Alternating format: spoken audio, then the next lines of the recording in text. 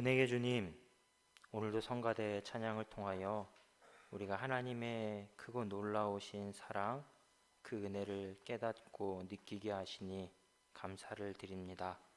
성가대의 목소리를 통해 우리가 하나님의 아름다움을, 그 은혜를 느낀 것처럼 이제 함께 나누는 말씀 가운데에 하나하나 그 아름다움들이 우리의 마음과 삶에 스며들게 하시고 우리가 그것을 따르고 준행할 수 있는 마음의 결단까지 주께서 친히 역사하여 주옵소서. 예수 그리스도의 이름으로 기도합니다. 아멘. 할렐루야. 네. 제가 지난주에 우리 시차례에서 진행하는 이제 연합당의 장로님들, 목회자 이제 수련회를 2박 3일 제주도로 갔다 왔는데요. 사실 저는 개인적으로 너무너무 힘들었습니다. 왜냐하면 모든 일정을 대부분 다 걸었거든요. 원래 고장로님께서도 가신다고 하셨다가 이제 취소하셨는데 제가 참 잘하셨다라고 생각이 들었습니다. 그래서 저도 너무 힘든데 아침 8시부터 오후 6시까지인가요? 계속 그냥 걷기만 한 것 같아요. 네. 근데 저는 이제 제주도를 한 5년 만에 갔습니다. 원래는 여러 가지 이유로 또 제주도를 뭐 누구나 그렇겠지만 좋아해서 1년에 두세 번씩은 꼭 개인적으로라도 갔었는데 아이들 태어나고 못 가다가 5년 만인가요 갔는데 이번에는 이제 여러분들하고 같이 가서 충분히 그런 여유와 시간을 누리진 못했지만 제가 제주도에서 첫 번째가 비자림이라는 곳이고요. 두 번째로 손꼽으면 성 이시돌 목장이라는 곳이 있습니다.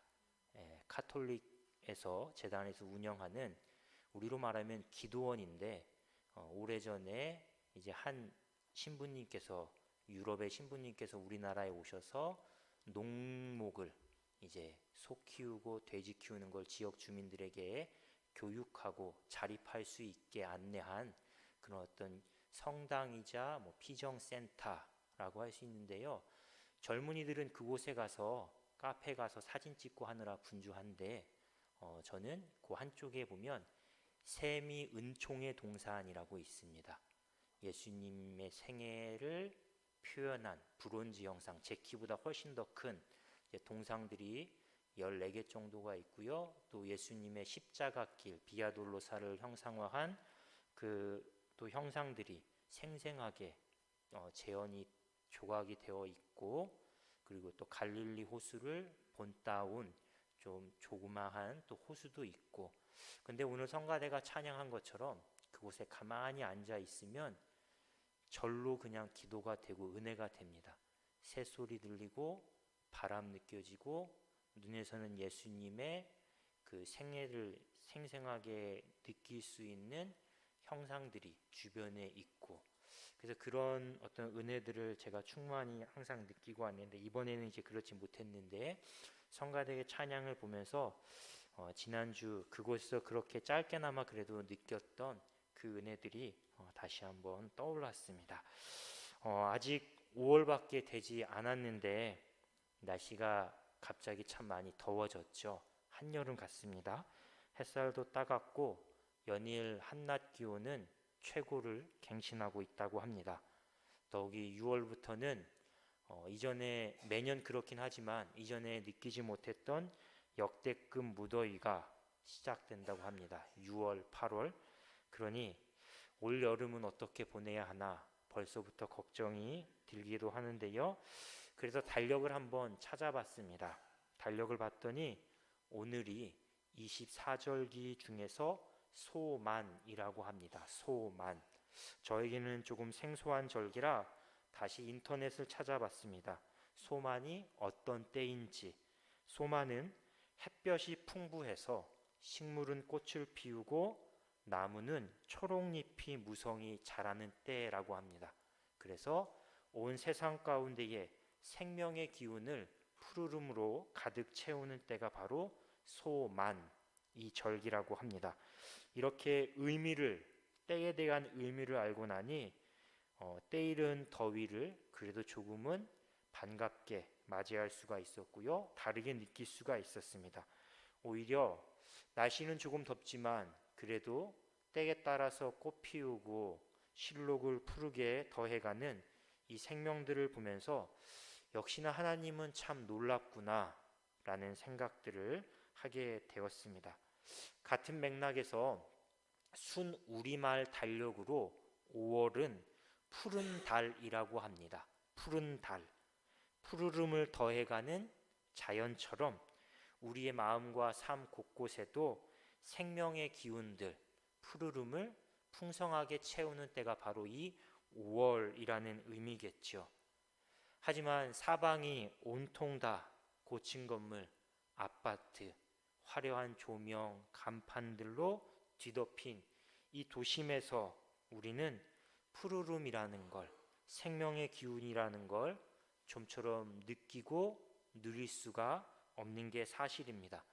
오히려 문만 열고 밖에 나가도 우리가 마주하는 이 도시의 현실은 푸르름이나 생명력보다는 뭔가 삭막하고 꽉 막힌 답답함, 또 바삐 걸어가는 사람들, 수많은 사람들 보면서 느껴지는 분주함이나 그것과 대비해 어쩌면 갈 곳 없고 만날 사람 없는 나 자신에 대한 어떤 외로움, 고독, 그런 것들을 느낄 때가 더 많죠.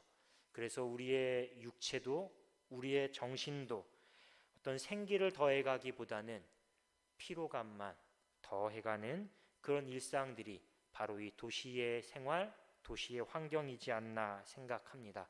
그러는 사이 자신도 모르게 점점 몸과 마음은 냉랭해지고요.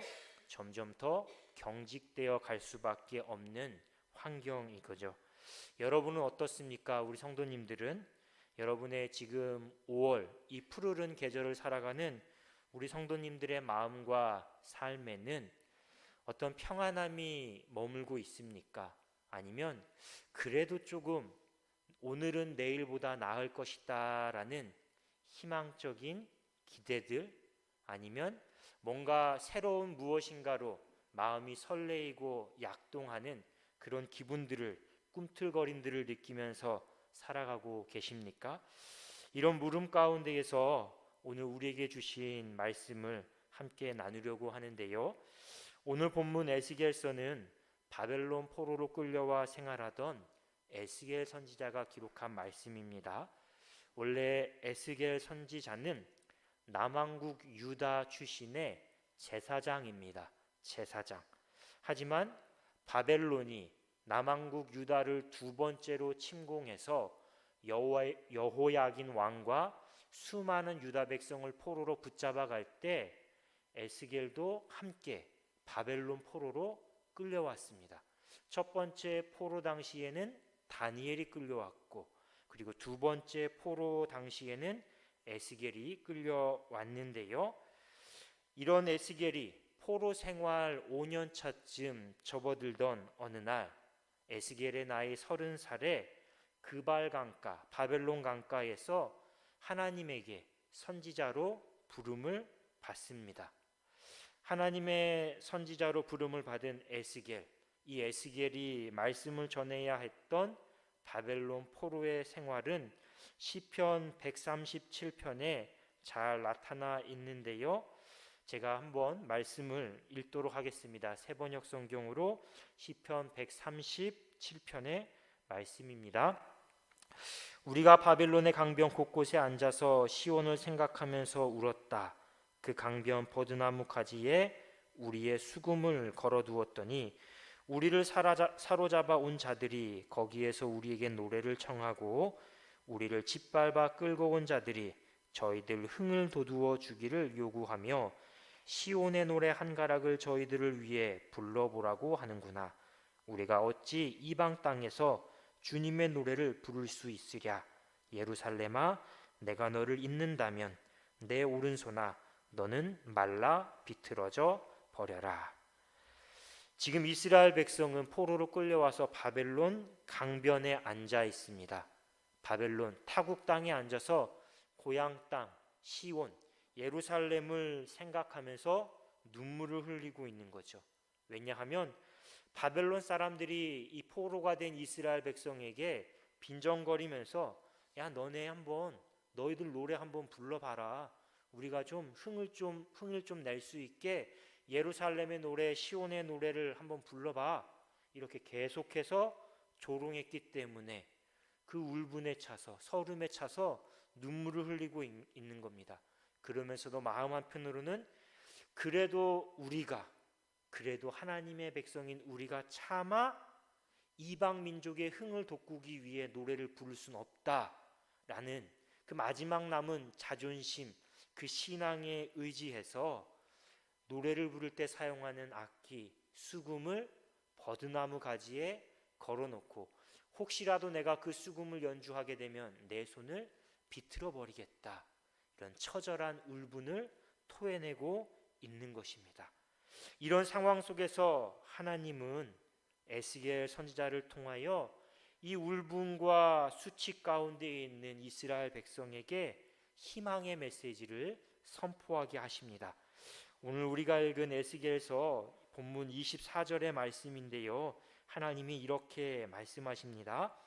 내가 너희를 여러 나라 가운데에서 인도하여 내고 여러 민족 가운데에서 모아들이고 고국 땅에 들어가서, 회복의 메시지, 희망의 메시지인데요, 본문 이전 단락을 보면 이스라엘은 하나님의 심판을 받아서 나라가 멸망했고 바벨론의 포로가 될 수밖에 없었습니다.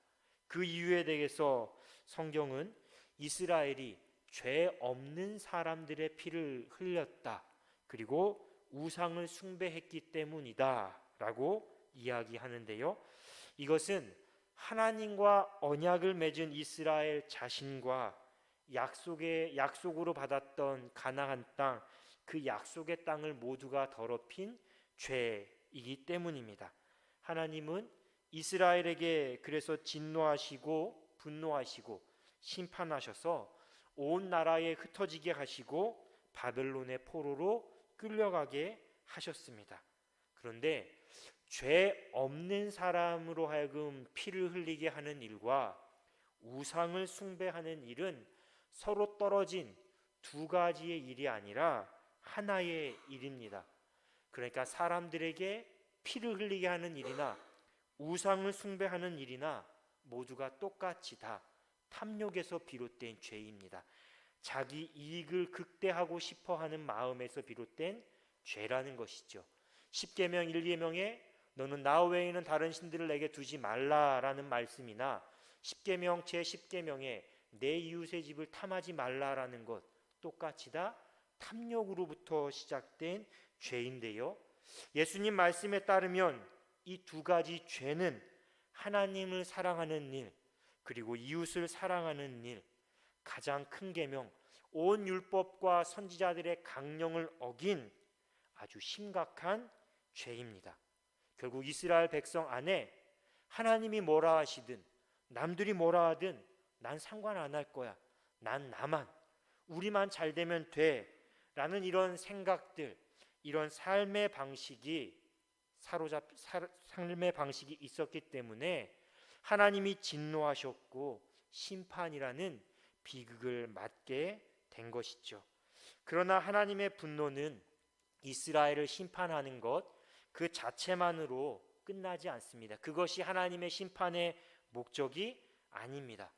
처음 하나님과 언약을 맺었던 내용 그대로 하나님은 이스라엘을 회복시키셔서 하나님의 온전한 소유물이 되게 하시고 제사장 나라 거룩한 백성으로 다시금 회복시키기를 원하십니다. 같은 맥락에서 하나님은 오늘 말씀에서 에스겔을 통해 다시 한번 이스라엘의 회복, 이스라엘의 구원에 대해서 말씀하시는 겁니다.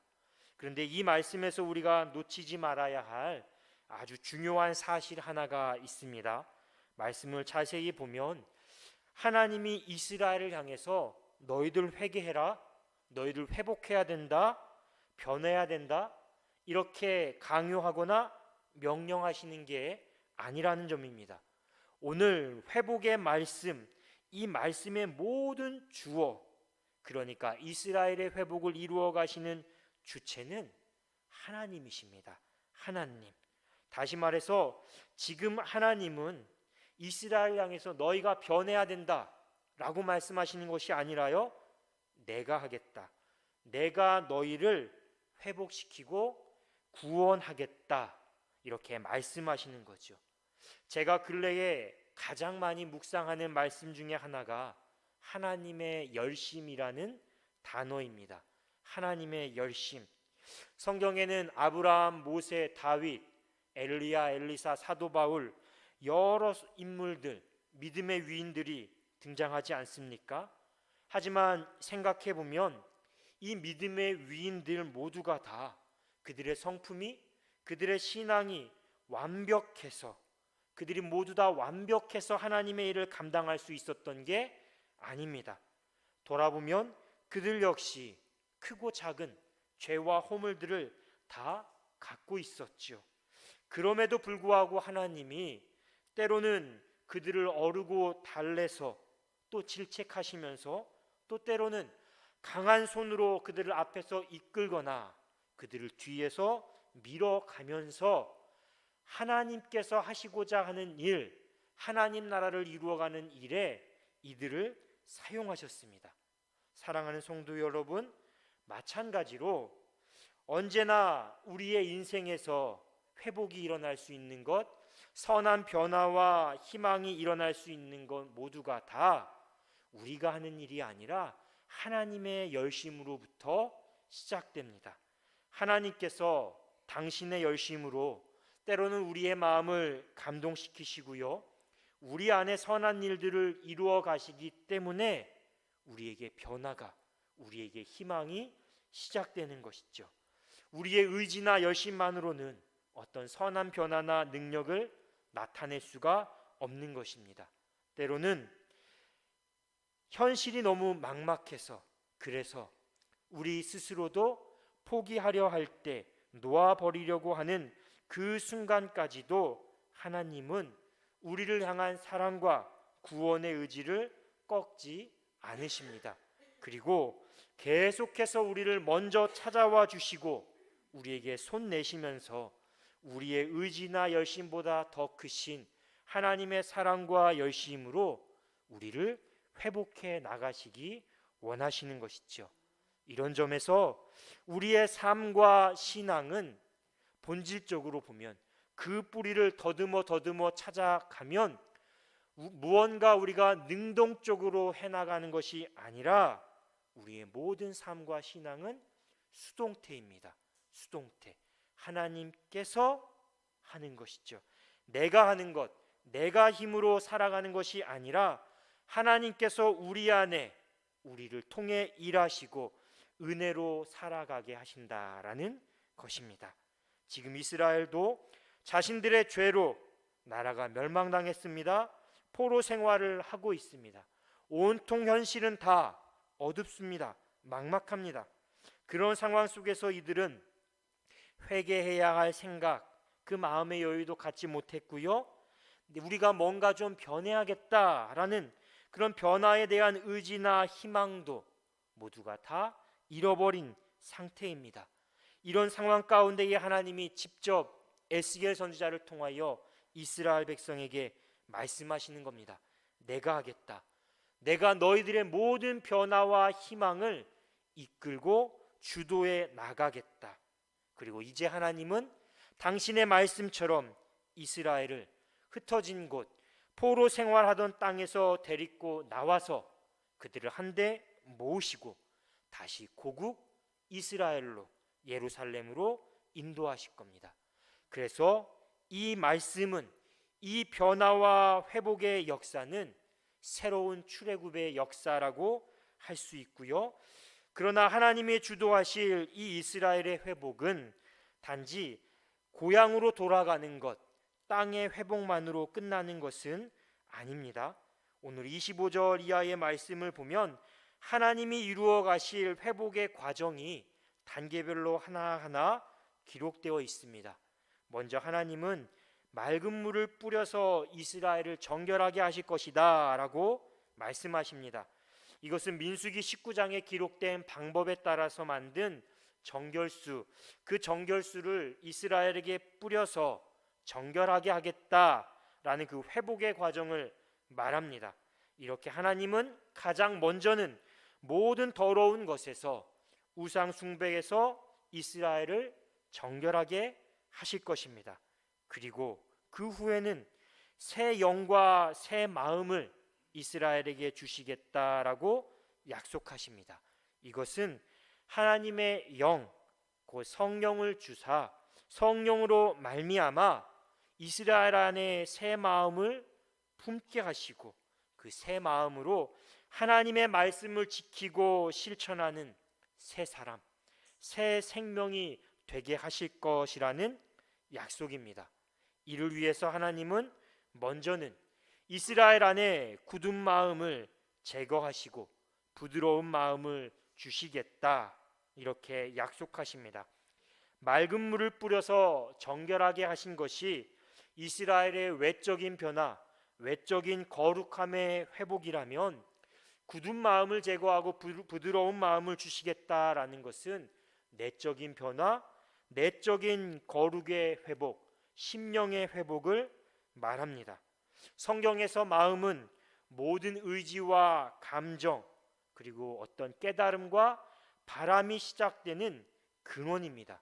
그래서 잠언 기자는 모든 지킬 만한 것 중에 내 마음을 지키라 라고 하지 않았습니까? 마음이 생명의 근원이기 때문이지요. 히브리어 원문을 보면 오늘 하나님께서 말씀하신 이 굳은 마음이라는 것은 돌 같은 마음입니다. 돌 같은 마음, 차갑고 딱딱한 마음입니다. 반대로 부드러운 마음은 살처럼 부드러운 마음, 마치 아기들의 살갗처럼 부드럽고 말랑말랑한 그 마음이 바로 부드러운 마음이라는 것이죠. 유진 피터슨 목사님이 쓴 메시지 성경을 보면 이런 원문의 뜻을 잘 살려서 본문 26절과 27절을 이렇게 번역해 두었습니다. 내가 너희 안에서 돌로 된 마음을 도려내고 자기 뜻 대신 하나님의 뜻을 쫓는 마음을 불어넣을 것이다. 너희 안에 나의 영을 불어넣어 내가 말하는 대로 너희가 행하고 내가 명령하는 대로 살 수 있게 할 것이다.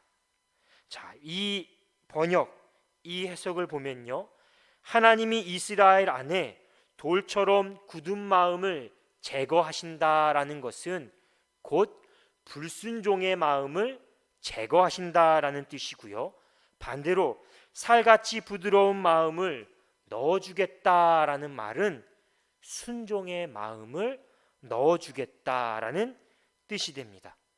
그렇습니다. 우리 안에 진정한 변화와 회복을 원한다면 굳은 마음을 제거해야 됩니다. 불순종의 마음을 제거해야 합니다. 하나님의 말씀보다 나의 뜻을 앞세우고 내 욕심이 가득 차서 바늘 하나 들어가기 힘들 만큼 아주 딱딱하게 빽빽하게 채워진 그 마음을 내려놓고 그 후에 하나님이 주시는 부드러운 마음, 말씀을 품고 그 말씀에 따라 살아갈 수 있는 살같이 부드러운 마음, 순종의 마음을 품을 때 우리 안에 변화와 회복의 역사가 시작될 수 있는 것이죠. 때로는 우리 스스로는 이런 변화와 회복을 이뤄낼 수 없습니다. 그래서 오늘 말씀처럼 하나님께서 성령의 강권하심으로 굳은 마음을 제거하십니다. 깨트리십니다. 부스러뜨릴 때가 있습니다. 왜냐하면 그 마음이 깨워지고 부드러워져야 우리의 마음이 비로소 하나님의 마음으로 새롭게 변화되고 살아날 수 있기 때문이죠. 이 말을 예수님의 비유로 다시 한번 생각해 보겠습니다. 예수님께서 씨 뿌리는 자의 비유를 들어 말씀하실 때 이렇게 이야기하셨습니다. 아무리 농부가 씨를 뿌린다 한들 그 땅이, 그 마음이 길가라면, 돌밭이라면, 가시밭길이라면 그 안에서 생명이 자라날 수 없고 열매를 맺을 수가 없다. 하지만 그 마음이, 그 땅이 좋은 땅이라면, 곧 성령께서 주관하시는 대로 말씀을 품을 수 있는 부드러운 마음의 땅이라면 30배, 60배, 100배의 결실을 맺게 될 것이다. 불순종의 마음, 굳은 마음에서는 어떤 생명도, 어떤 하나님의 말씀도 심겨지거나 자라날 수 없습니다. 열매 맺을 수가 없습니다. 하지만 살같이 부드러운 마음, 성령께서 깨뜨리고 어루만져 주시는 마음 가운데에는 놀라운 변화와 결실을 맺을 수 있게 된다라는 것이죠. 같은 맥락에서 오늘 본문 28절은 이 모든 변화와 회복의 결과에 대해서 이렇게 이야기합니다. 내가 너희 조상들에게 준 땅에서 너희가 거주하면서 내 백성이 되고 나는 너의 하나님이 되리라. 땅을 회복했습니다. 그런데 땅만 회복하는 것이 아니라 하나님과 이스라엘의 관계가 완전히 새롭게 회복되었습니다. 이뿐만이 아니라 28절 이후의 말씀을 쭉 보면 하나님과의 관계가 회복되어서 굳은 마음이 부드러운 마음으로 변화되어서 일어나는 실제적인 변화와 축복에 대해서 기록되어 있습니다. 자세히 한번 보면 여러 가지 말씀들이 기록되어 있는데요. 간단히 정리하면 에덴의 회복, 샬롬의 회복입니다. 황폐했던 땅이 에덴처럼 변하게 되고요. 온통 마음에 자기 탐욕과 죄와 우상 숭배 더러움으로 가득 찼던 그 마음에 하나님이 주시는 샬롬, 평안을 회복하게 될 것이라는 약속이죠. 사랑하는 성도 여러분, 오늘 우리가 에스겔서 말씀을 통해서 살펴본 이 모든 과정, 새 마음, 새 영, 굳은 마음이 살같이 부드러운 마음으로 변화가는 이 모든 과정은 이스라엘의 죄로 말미암아 깨어진 첫 번째 약속, 곧 옛 언약을 대신해서 하나님께서 새 언약을 주시겠다라고 약속하시는 말씀입니다. 그리고 이 두 번째 이 말씀은 오늘 우리가 읽은 두 번째 본문인 히브리서 10장 말씀에서 이야기하듯이 모든 것들이 예수님을 통해서 이미 역사 안에 우리의 삶 가운데에 성취된 약속입니다. 그래서 히브리서 기자는 예수님을 큰 대제사장이다, 새 언약의 대제사장이다라고 말합니다. 왜냐하면 에스겔서에서 하나님께서 약속하신 그 말씀처럼 예수님께서 십자가와 부활로 우리의 모든 죄의 문제를 해결해 주셨습니다. 예수님의 피, 십자가 보혈을 새 언약의 피로 삼아서 정결수로 모든 더러움을 씻어주신 것처럼 우리를 깨끗하게 하셨고, 나는 너의 하나님이 되고 너희는 나의 백성이 될 것이다 라고 하신 그 약속처럼 우리로 하여금 하나님과 화해케 하셨습니다. 하나님과 깨어진 관계를 다시 회복해 하셨기 때문이죠. 또한 예수님은 보혜사 성령을 보내심으로 우리로 하여금 하나님의 말씀, 그 뜻을 깨닫고 순종할 수 있는 마음을 주셨습니다. 능력을 주셨습니다.